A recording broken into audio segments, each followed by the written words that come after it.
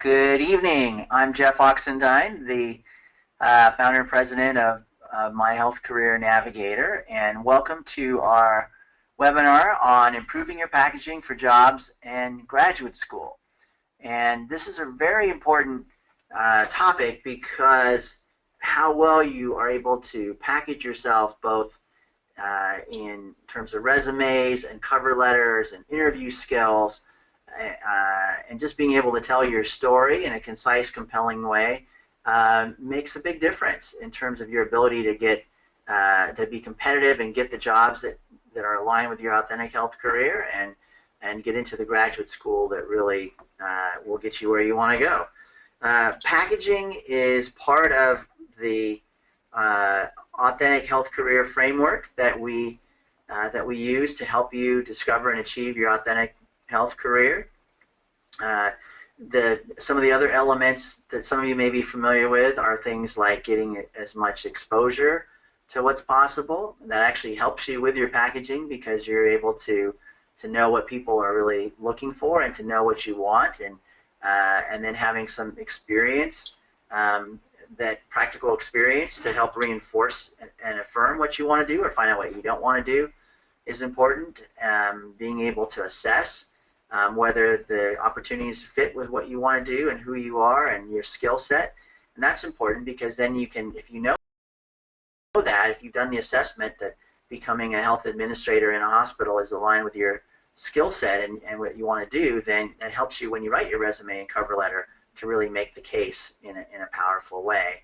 And it also involves choosing a direction that you want to go into, and being able to really actively pursue that direction, getting the right education to go along with that, and then packaging your education and your experience in a way to get you the jobs that you want, believing yourself and having the courage to go for what you really want, and then realizing that you have to have a strong network. It doesn't do any good to have or as good to have a great resume and cover letter and put it in there with 1,000 other people. You want to have someone that you know on the inside who will take that resume and cover letter and get it to the right people in the grad school or the jobs, and maybe they even let you know about the job before they even post it for other people. And lastly is it's a process of adjustment, learning and adjustment, which is why you have to keep your resume up to date. One of the things that we see is that people make a resume and then they just keep using the same one, and they're not really keeping it as up to date and also adjusting it as their career interests and their graduate school interests change and really tailoring it to those particular interests. So those are things we're going to cover today. We have more in-depth webinars that are archived about the life career planning and authentic health career framework, so you can watch those. And we'll be having some webinars coming up after the holidays that will go into more detail on that. But tonight we're really going to focus on the packaging part of it, and I'm going to now go ahead and introduce our panelists for today. We're fortunate to have Sonny Vernard, who is a manager of our Health Career Opportunity Program here at UC Berkeley School of Public Health, as well as an undergraduate public health, graduate education and career advisor. Has great experience working with students all over the country around their packaging, and is a graduate of the Health Policy and Management MPH and Master in Public Policy program here at Berkeley. Also Alivia Shorter, also an alum of the Berkeley School of Public Health and Health and Social Behavior, who is a manager for Health Career Connection of our Building Healthy Communities statewide project, and plays a lot of other leadership roles for us. And so with that, I'm going to turn it over to Sonny and Alivia. They're going to each talk for about 15 minutes, and then we're going to have a time to answer your specific questions. So with that, let's get going. Thank you so much, Jeff, for the introduction. I'm very happy to be able to speak to you today about resume writing. As Jeff said, it's a very important part of your packaging. So we're going to make this brief and concise. But I also want to share with you that you'll hear a lot from different people, different opinions about resume writing. So there's not one particular way that you can do it. But here's just a general approach to help you improve your resume. So if you can go to the next slide, please. Okay, cool. This is the major thing that I like to stress to students about resumes. Your resume is not just a work history. So you're not just supposed to list like what you did at a job on your resume. A resume's primary purpose is for you to show off your results. This is your opportunity to share with the company or the entity that you're applying to for a specific job that you have the skill sets in order to be successful to get that job position. Next slide, please. So, yes, you want to give a summary of the skills and your background and how that relates to a specific job. You want to show how, you want to convey how qualified you are. And the major purpose of the resume is not to get the job, it's to get the job interview. Because you want to convey to the human resources person that you're a person that's highly qualified and then that they should invest the time to interview you for a particular position. Next slide, please. Okay, yes, for a resume, a lot of students ask me this, Sonny, can I use first person, words like in a resume? And that's not what you should ever do for a resume. So you leave out words like I, me, and my on your resume.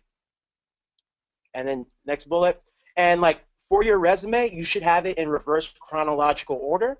What that pretty much means is simply your most recent job working backwards. And that's the way that's generally like accepted like for resumes. Next thing, another thing too, every one of your bullets should start off with an action verb. So things like manage or managing or analyze.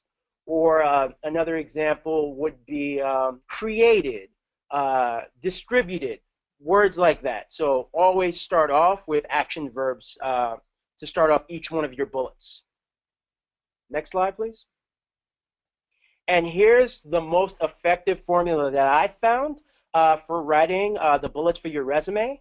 Because again, like the point of your resume is to convey like your results. And if you can just click to the next slide, to the next bullet, yeah. And this is a good example, like right here, a nice formula. You want to convey to the people what you accomplish, how you measure what you accomplish, and what did you do to accomplish what you were trying to achieve.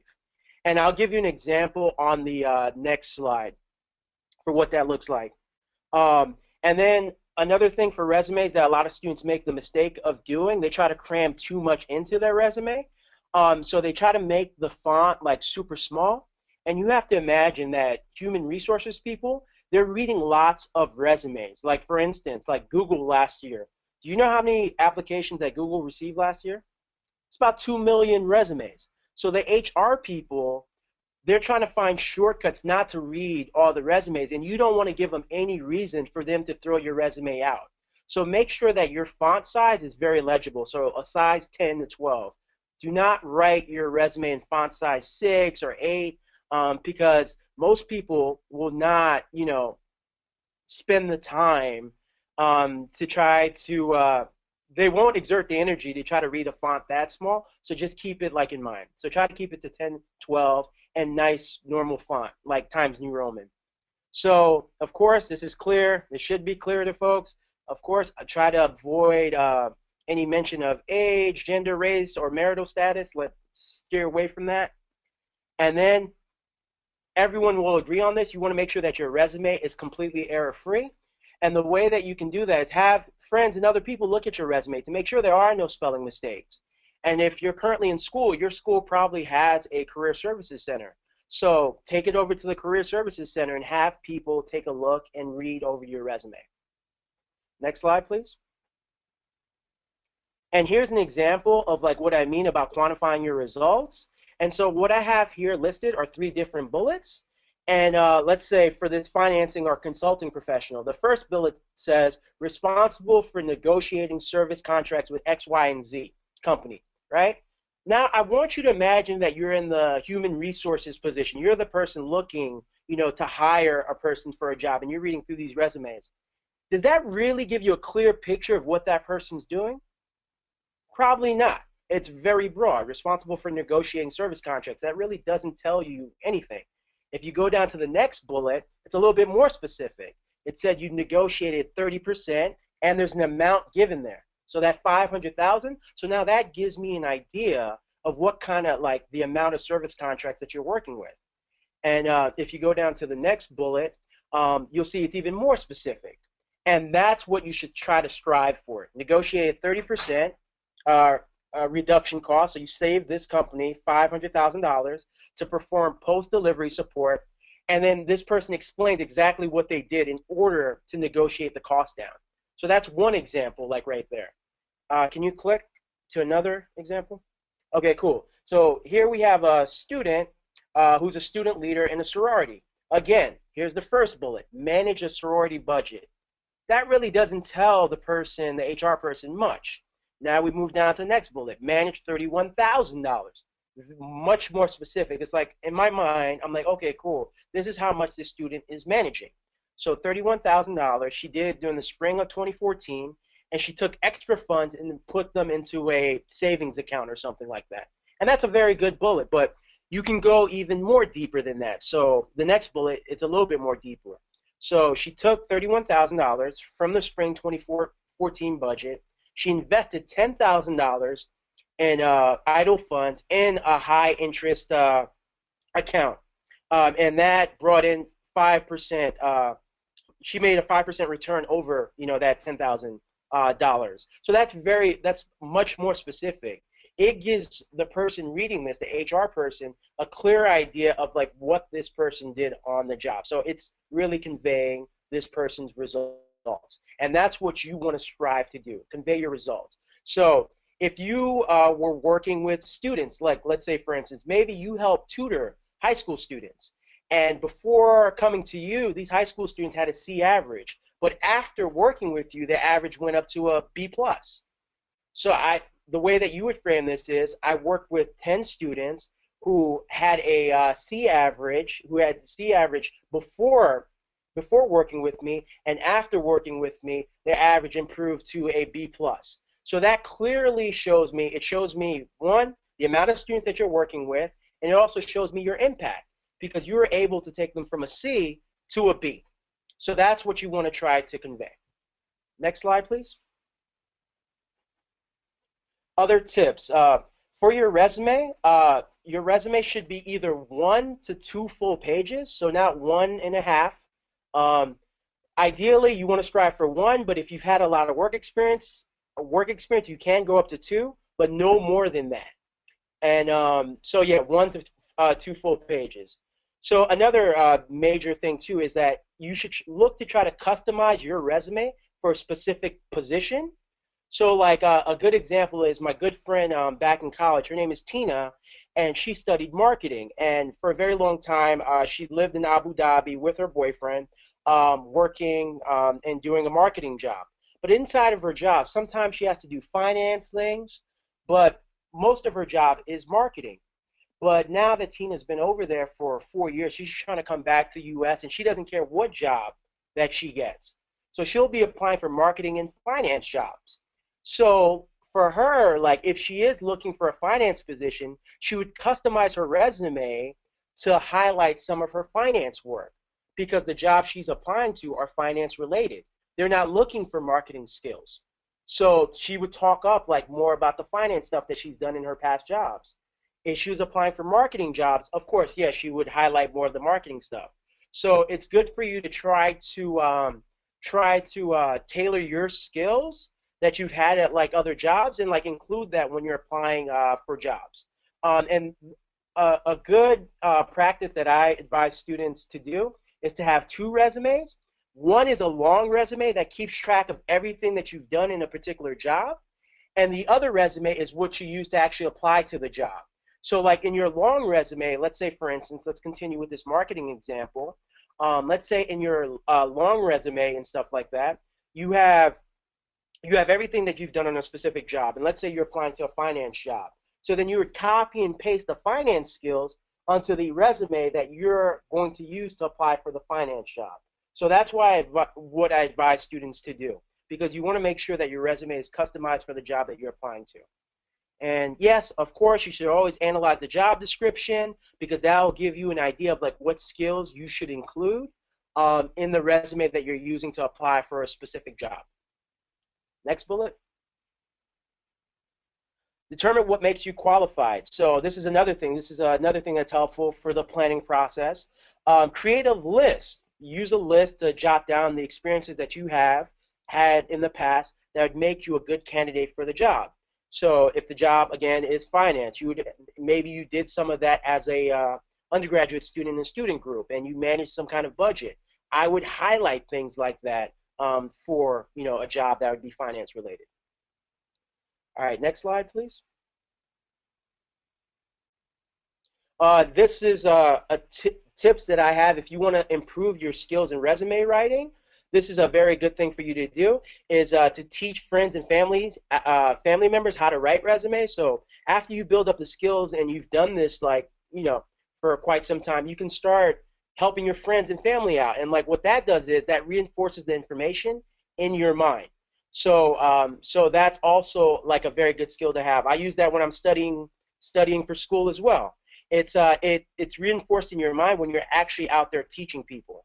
And again, like what I said, is you should have one long resume that has everything that you've done on a particular job, and then you copy and paste things from that to the resume that you're going to use for the job that you're specifically applying for. And the next slide. I'll transition over to Olivia, who will talk to you a little bit more about cover letters. Thank you, Sonny, and thanks to everyone for joining this evening.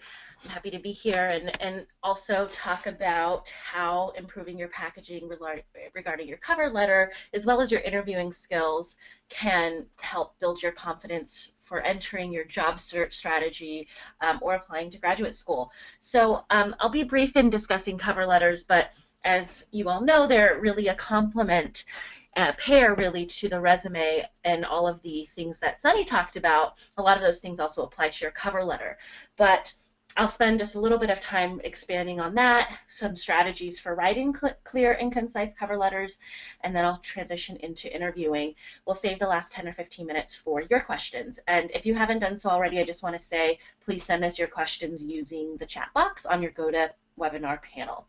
So just as everything Sonny talked about with resumes, make sure you're double checking for all of those grammatical spelling errors that will instantly, kind of highlight that you haven't quite prepared as much as you could have for applying for this job or in your application. So check, double check, have as many people as you can read for that.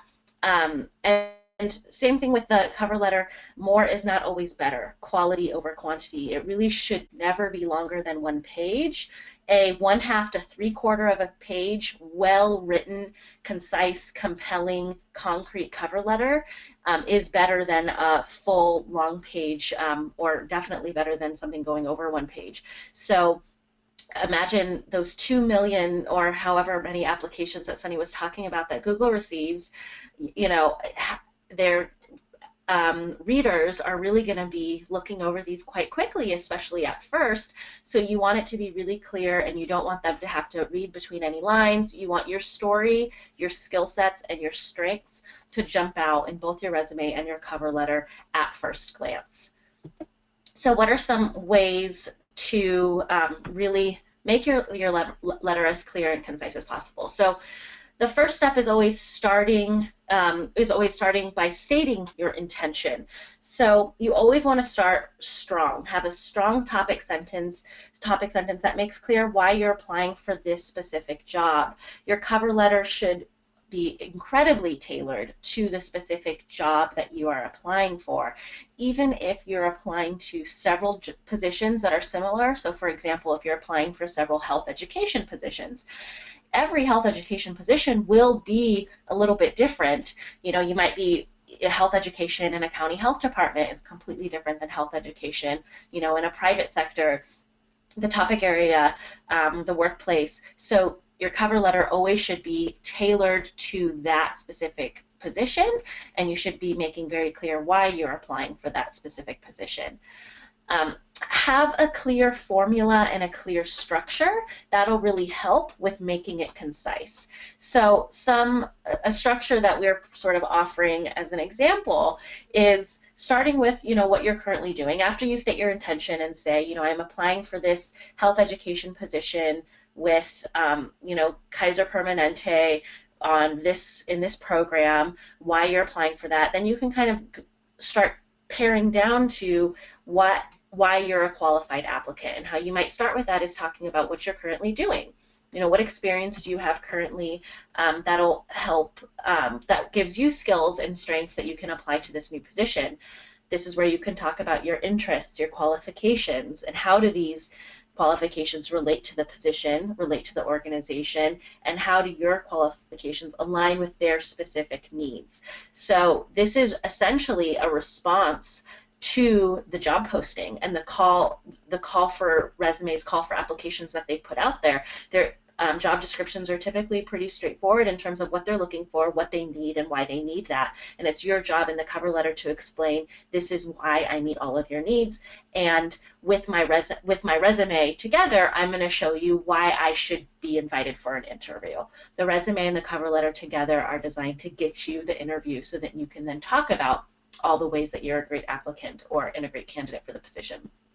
And then closing, just like a strong opening, having a really strong and powerful closing on why you should be selected. All of this being no more than one page. So this is a general outline of what your cover letter should be. It should be, as I said, a complement to your resume. It should not be a narrative of your resume. So a mistake that I've seen before is it kind of looks like they took their resume and they said, okay, if I were to have to do a written version of this resume or an oral version of this resume, that's what my cover letter is going to be. No, the cover letter is really another layer of specificity and speaking more directly to the things that they're looking for that you might not have the space or depth to do in your resume. So your cover letter, you don't want to talk about all of the things that are on your resume, but if you want, this is the time where you might want to talk specifically about curriculum development in another health education program that you've done, or specific skills that you didn't have the space or depth to talk about in your resume. So some sort of thoughts to keep in mind when you're doing this. Again, I just talked about thinking of the resume and the cover letter as a package, and together they're going to be telling this compelling story. It's not a narrative, but really the overarching theme here is that you want this to be an opportunity to expand on a specific relevant information, directly what they're looking for. And in doing so, you want to give those concrete examples that Sonny was talking about.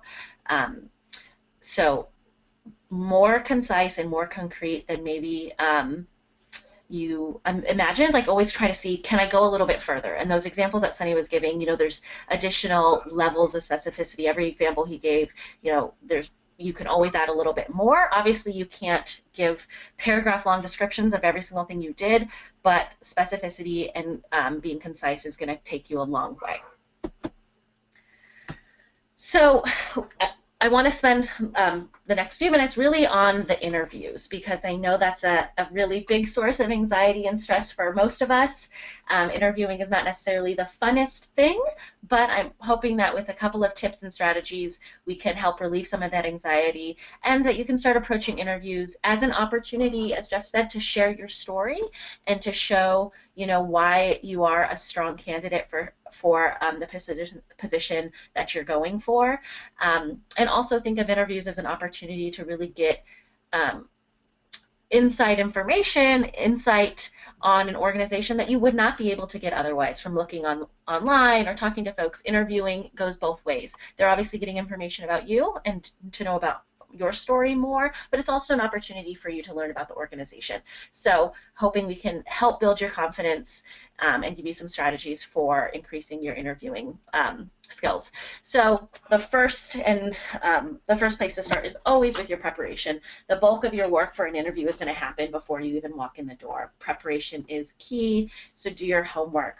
And some of the things that you're going to want to research and become very familiar with is literally who is going to be interviewing you, whether is it going to be HR, is it going to be the program manager, is it going to be the director, who is this person. If you have access to that information, you also want to look at maybe what programs, what projects they're involved in, maybe what their career path is. If you don't have very specific information on who will be interviewing you, what you can always do is look more depth at the core mission and values of not only the organization, but also the priority projects, priority campaigns, priorities in general of the specific program, as a way to get a little bit more, to have a little bit more preparation on the people who will be interviewing you, even if you don't have their name and titles. So you want to do as much of your homework as possible. And a really important thing, if they don't give you this information, is to ask what the format of the interview is going to be. Is it going to be one-on-one interviews with one individual? Are you going to be with a group of candidates? Is it a panel? Is it a series of interviews? So the answer to that will also help inform how you're going to prepare and how much sort of background information you're going to want to gather. And something, in addition to maybe the interviewer's background in the organizations, also kind of see if there's any important news, buzz going around about the organization. If there's a big article that was just written about the company you're applying for, you should definitely know that before walking in the door. So a bulk of what you're going to be doing is going to happen before you even go into the interview to really make yourself confident and successful in walking into whatever type of format of interview you're going to have. And then more broadly, something that you should always keep in mind and should also frame your research and how you approach your interview is really knowing yourself. What are the key points that you want to make sure get across in your interview? And you should be able to very, very clearly answer why you're applying for the job because of all of those things. So a question I've gotten several times from students that I've worked with is, or some sort of debriefing after interviews is, well, I never got a chance to talk about that. Me wanting to, work in this specific population, or my experience working in this population, or this specific skill set, there was never an opportunity for me to talk about it. The interviewer had questions, and it just never naturally went in that direction. And that's never a good feeling leaving. So what I would say is, before you go to your interview, and this is something you can do after reading your cover letter, is what are maybe the 3 points that no matter what you want to make sure get across, not because you just want them to get across, but because they speak, they're important points that will show that you're a qualified and strong applicant, and that they speak to the things that they're looking for in an applicant.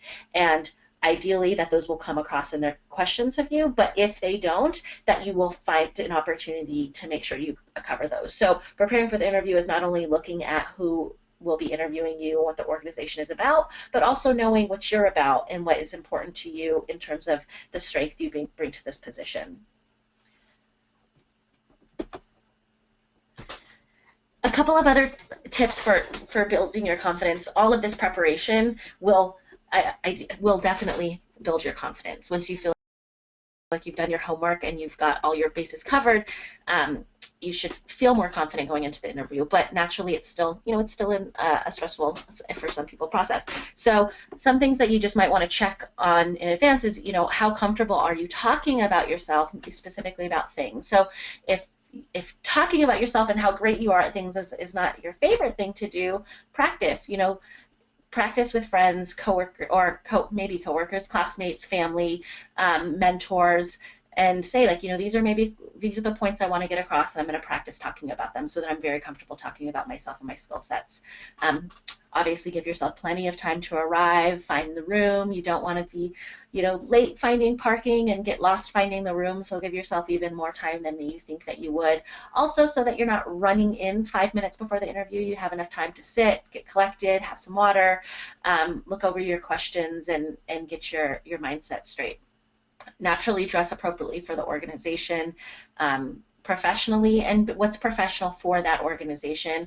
I always say a rule of thumb is, especially when you're interviewing, you might want to be dress slightly more professional than everyone else, but if this is a very, very business casual type of environment, keep that in mind. And you don't want to ever be underdressed, but just stay consistent with what is true with the culture of the institution, and you should be able to learn some of that in your research and your homework. And something that we talk about a lot and is often forgotten is making a true connection with your interviewer. It's easy to sort of get caught in the moment and be so focused on, the questions you have or wanting to answer things in what you think is the correct way, that personal connection can sort of get jittery and get lost. So really focus on being present, making eye contact. You want to have your firm handshake and showing that you're not only prepared, but that you're also engaged and present in the moment of the interview. And lastly, don't be your own hardest critic. We are always the most critical of ourselves. So, try to give yourself credit for all of the hard work that you've done. If you've gotten an interview, it showed that you've obviously done a lot of great work on your resume, on your cover letter. You've done all the things that Sonny gave as examples, and you got the interview. So give yourself that credit, and don't be too critical of yourself, because we tend to be our own harshest critic. So to sort of start closing out, I wanted to just share some common questions, common formats that you might want to anticipate. Some of the standard ones, really regardless of what type of format you might get, are, the opening that's kind of hard is tell me more about yourself, and that's where you're really going to want to know these are the things that you want to get across in your interview. Some of the other common ones are, what are some of your strengths? Speak about one of your weaknesses. And those are definitely things that you want to have planned and prepared in advance so that you're not trying to speak on the spot about those things. Maybe where do you see yourself in 5 years, and highlighting specific accomplishments or success. And something I'll say is when answering any of these questions, again, being concrete, giving specific examples, as Sonny was saying, quantifying success. If you can talk about outcomes that were achieved, results that were achieved in any of these examples, it really adds more depth to your answers and gives more clarity to, and it will help your interviewer envision how you can then do that same thing in this new position. In another common type of interviewing is behavioral interviewing that we're seeing more and more, and that's really one way someone might do it is giving you a scenario and seeing how you might perform in that type of situation. But really, what I'll say is, with all of these questions, with all of the formats and all of these interviewing styles, what your interviewer is trying to do is seeing how would you perform in their position in this new setting, because regardless of all of the experience we have, it's not going to be the exact same job that you've done before. So it's your job to show that all of this skill and background that you've had so far is transferable and is something that you will bring to this new table. And with behavioral interviewing, with all of these questions, they're trying to get insight into how you might perform, react, act in this new situation. And to just finish, make sure you prepare your own questions. As program manager, as one of the program managers for Healthcare Connection, I have the opportunity to interview a number of candidates who are applying for internships for the summer, and we always end with, do you have any questions for me? And it's not uncommon for people to say, oh, I don't think I do. And it's possible that we gave you all of the information you needed, but there's always more that you can learn from an interview. As I said, it's a two-way conversation, a two-way street. So take the time to really learn a little bit more at the organization, because this is the only opportunity to get some of that information is in the interviewing. So always have at least one or two questions at the end that you can show that not only you're prepared and that you've thought about this position and you've thought about the organization, but it also shows another level of engagement and interest on your part. So I'll go ahead and welcome Sonny and Jeff back to the webinar to now talk about some of your questions. As I said, you can send those to us using your chat or questions box on the GoToWebinar panel. Christina, with my Healthcare Navigator, is going to be collecting those and reading them to all of us right now. So we are looking forward to discussing some of your questions. Thank you, Olivia, and thank you to everyone who sent questions in. So to get started, we have a few questions on going back to resumes, on the organization and formatting of resumes. So first, is it okay to organize your resume by skill sets, or does it always have to be chronological? Is there a better way to do it, or does it just depend on the job you're applying to? Well, my personal opinion on this, because the way, like I went through business school, like in undergrad, and the way that I was taught, I know different people have different ways of thinking about this, but I personally think that going in chronological order is the most, it is standard. But like again, like it depends on like what job you're applying to. Because like for now, for me personally, I've been working for over 10 years and I have a lot of experiences. But sometimes like depending on the job that I'm applying to, I've had internships in between, but now I don't include those. I include like experiences that more relate to the job that I'm applying to. So I do keep it in chronological order, but sometimes I skip over a job or something like that because I feel it's not related to the job that I'm applying to. So I highlight the jobs that have the skills that I think make the most sense for really showcasing that I have the skills for said job that I'm applying to. I don't know, Olivia, if you have a different opinion on that or anything you'd like to add. Yeah, I think I completely agree. Every reader is going to have a different, preference or liking. I think chronological is pretty standard. I think most people are familiar with seeing resumes that look that way, and it'll be easy to scan. Though I am seeing more and more people sort of organized by different skill sets. This might be my leadership experience or management experience. This might be my data analysis and research experience. So I would say it really depends on agreeing with Sunny what you're applying for and if it makes sense for you to do that for that position. But if you do go that way, resumes also should kind of all look like resumes. Someone should be able to have your resume and say, oh, I know this is a resume. If it's too radically formatted or, it's really, I mean, again, with like fonts and colors and structure, that it starts becoming a little bit too far removed from what someone might think of as a resume, it will just make it harder for them to quickly see the information that's important. So I would say keep that in mind. But I am seeing more and more people do that.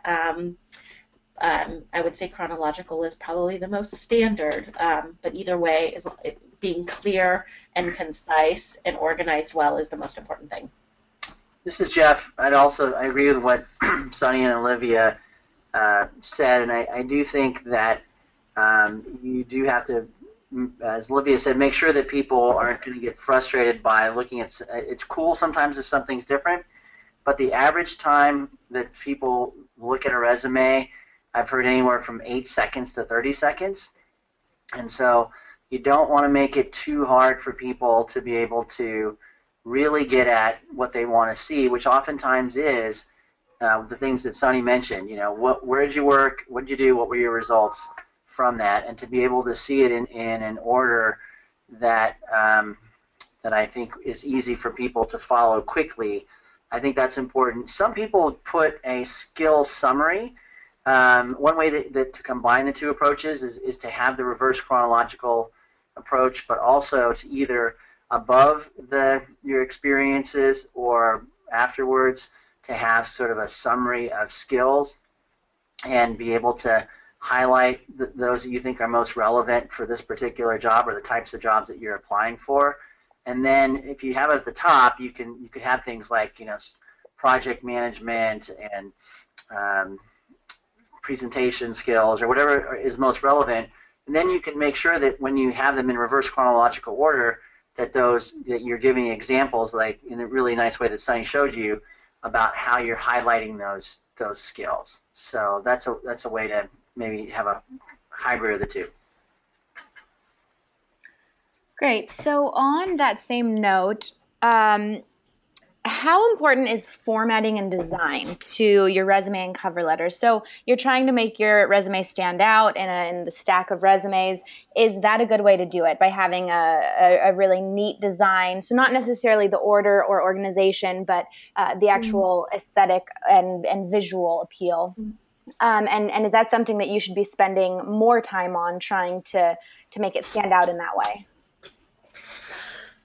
I would, generally speaking, I'd say keeping it standard is, the way to go. But it also depends on what company you're applying to. So if it's like a startup or something like that, they might, be okay with that. But generally speaking, I would steer away from doing that because, yeah, you don't want it to make it difficult for people to read your resume. As like Jeff has mentioned, Jeff and Olivia mentioned, you want them to know clearly, like, this is your resume, and yeah, yeah. So like you really want to convey that this is your resume, this is your skill set, and it's easy for them to follow and whatnot. But I know some startups they're okay with that. So it's good for you to kind of like do research on the organization that you're applying to find out, like what the culture is. But me, like in more occasions than not, I would say keep it conservative. You don't need, pictures and crazy fonts or anything like that, because you don't want to give anyone an easy out for them to not read your resume. Yeah, I would just agree with that. I think as Sonny's saying, maybe some firms, and also the type of job you're applying for. If you're applying for a job that has uh,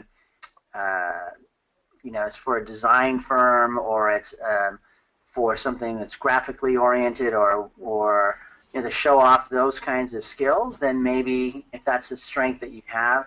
But otherwise, I would probably err on the side of more conservative and have it stand out by the things that Sonny mentioned, that you've got it's really easy for people to read your experience, and that the results stand out. The actions you've taken, the results that you've accomplished, and you have a good experience, and you have good companies that you work for, you have a strong education, have those things stand out, because you don't know who's reading the resume, and by having a different color, or different color fonts, or different really unique kinds of fonts and things like that, it may make you stand out, but maybe not in the way that you want. It may people go like, why am I reading this, and move on.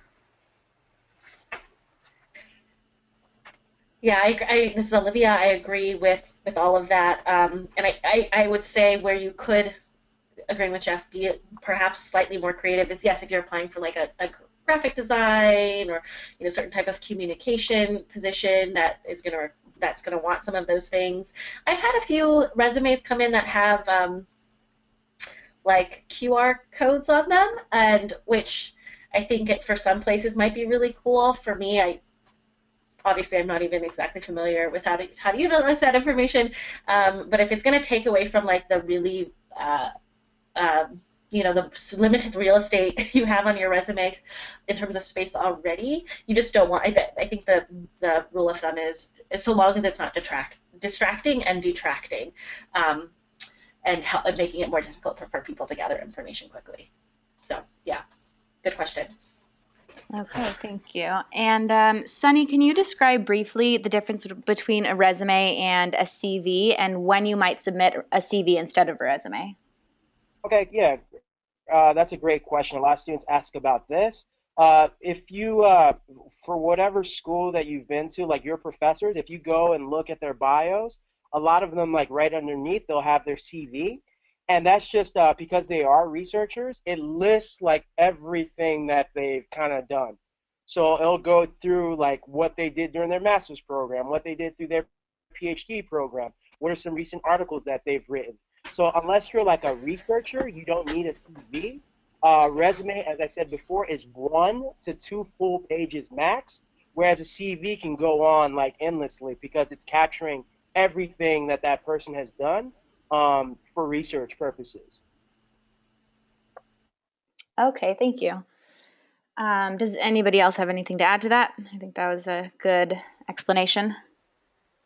Yeah, I think it also depends on if it's an academic. We also need to emphasize that when you apply to a academic program, it's also used, particularly like an MPH or an MBA or something like that. It's useful to have a resume included, because that's another way that you can show your experiences in what you've accomplished without having to write it in your statement of purpose, and also for people to see the impressive kinds of organizations and roles that you've had.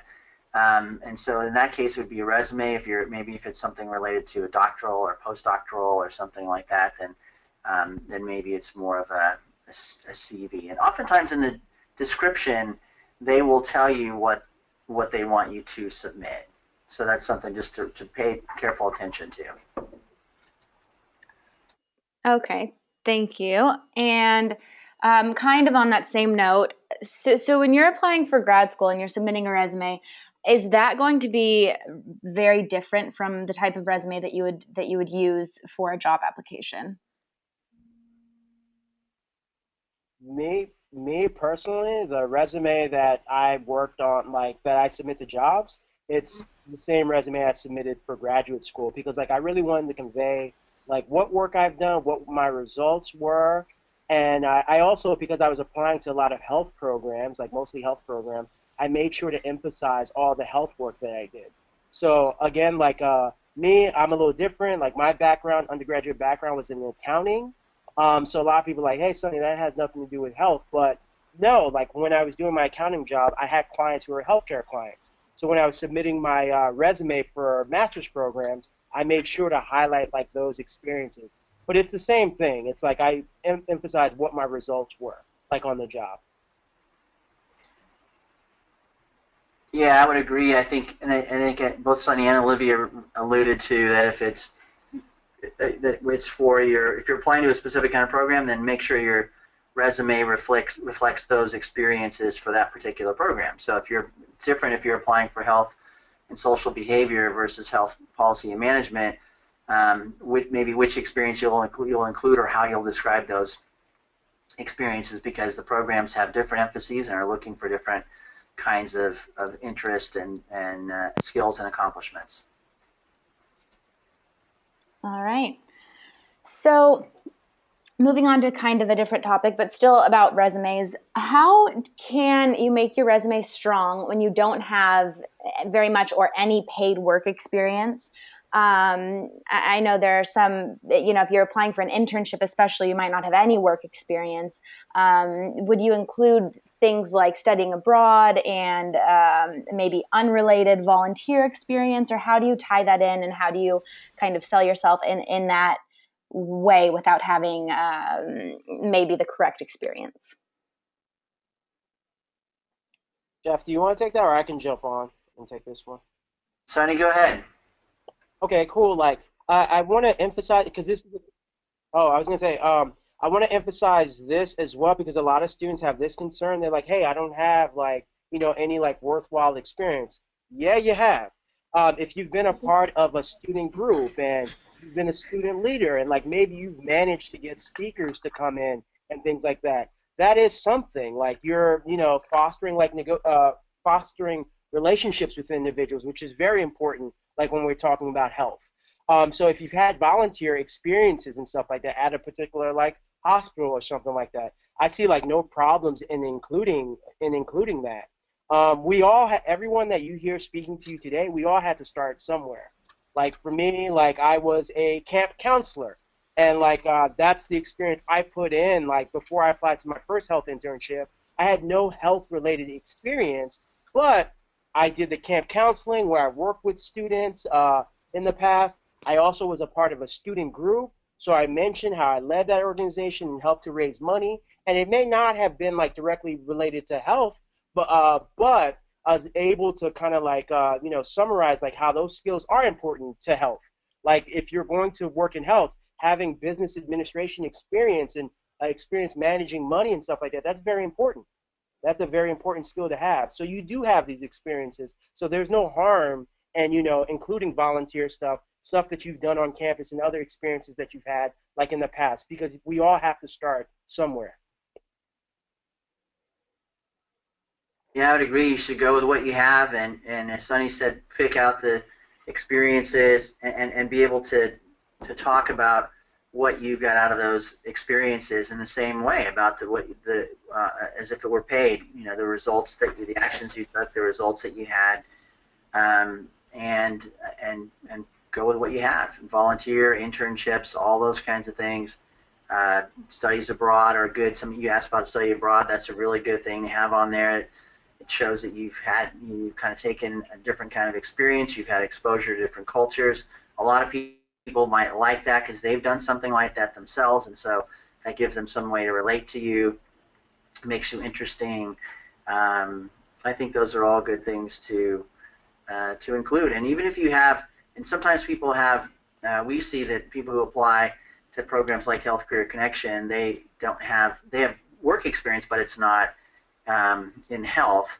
So it might be that they worked in customer service at a retail store or at a grocery store, in a cashier in a restaurant or something like that. And you know what? You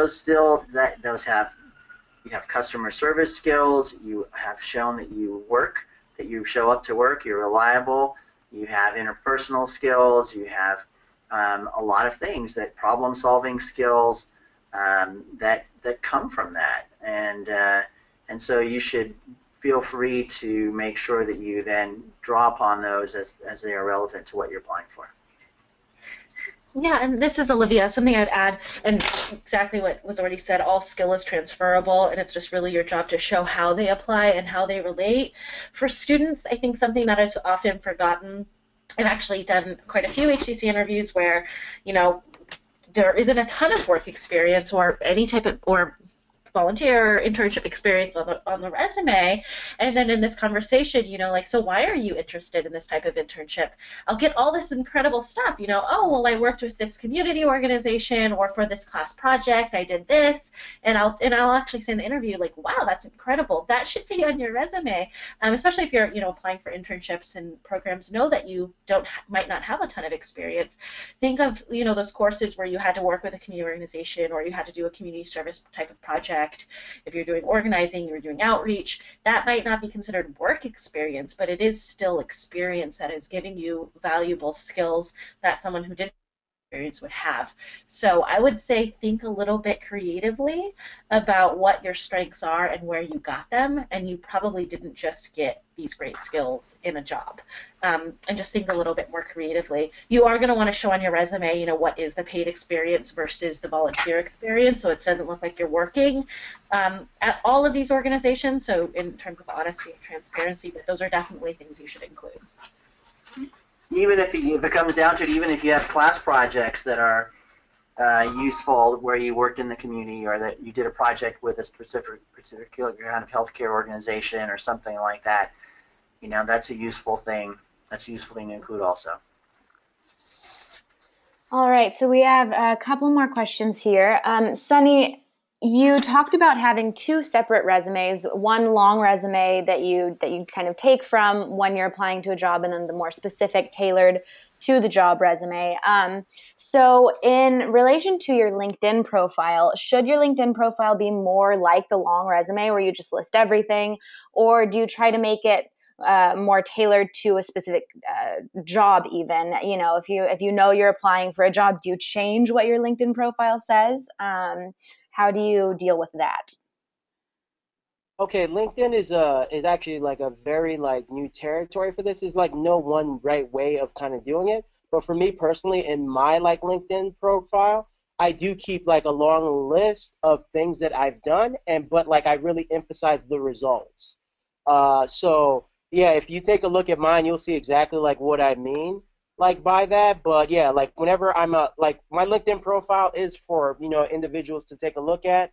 But when I'm applying to a specific job, yeah, it's very similar. It's very similar. My LinkedIn profile is very similar to my long resume, which I keep on Dropbox. That's what I do. I keep a copy on Dropbox, and when I'm applying for something, copy and paste. As simple as that for the specific job that I'm applying to. So with LinkedIn, it's okay for it to be your long resume. Okay, great. Thank you. And then Moving back over to interviews for our last couple of minutes here, what is the best way to follow up with an interviewer? Yeah, I mean, always, I should have said this earlier, always remember to thank them and follow up if you can give them a written card or if you can shoot them an email and just, thanking them for their time. If you don't have access to the actual person who interviewed you, whoever coordinated the interview, just really thanking them for their time, the opportunity to meet, and if you had any questions that maybe weren't addressed, and also offer to provide any additional information that they might need in the consideration process. And I would say that should be done immediately after thanking people. Same thing if if you're setting up informational interviews. However, it's just a good way to keep you fresh in their mind. If a certain amount of time goes on and it's you maybe haven't heard back, I think in a decent period of time you can say, is there any additional information that you might need from me? But I think email's typically fine, either with the people who interviewed you or whoever set up the interview. Yeah, and just like for me, this is a personal preference thing. If you can, like I would suggest do the written card versus the email because it's just more memorable. I know I have a lot of cards that I keep that students have given me like in the past. But if you can't do that, the email is okay. But I think preferably would be the written card because it lasts longer and like a lot of people like hold on to those.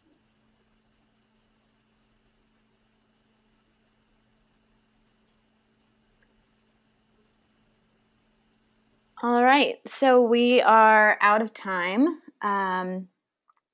Thank you, everybody, for joining, and thank you, Alivia, Jeff, and Sonny. Thanks so much, Christina. And I'll just to kind of make sure everyone knows all of our webinars are recorded, including this one, and they're posted on myhealthcarenavigator.com in the video section. These are just some of the past webinars that we've had. So if you're looking for more information, for example, that Discovering Your Authentic Healthcare Path, that is a previous webinar. You can look at those at any time. And you can always stay connected with us in other ways, our blogs, job and internship postings. And if you don't have an account already, you can make one at myhealthcarenavigator.com.